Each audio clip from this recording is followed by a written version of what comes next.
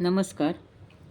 द्वादश स्थानातील म्हणजे 12व्या स्थानातील राहू जर शुभ असेल तर अशा व्यक्तीला हा शुभ राहू आध्यात्मिक उन्नती मिळवून देतो, सद्गुरूंचा सहवास देतो व त्यांची कृपासुद्धा लाभते. ह्या व्यक्तीला खूप प्रवास घडवतो, दूरदूरच्या तीर्थयात्राचा लाभ देतो, पर्वत अरण्य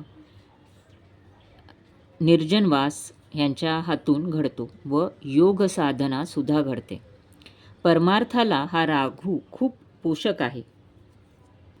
सिनेमासृष्टीमध्ये ह्यांना खूप चांगले यश मिळू शकते व काही चांगले उद्योगपतीसुद्धा हे बनू शकतात.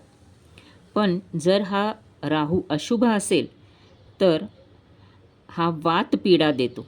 साधूजनांशी हे लोक शत्रुत्वाने वागतात व दुर्जन लोक यांच्या जवळ असतात.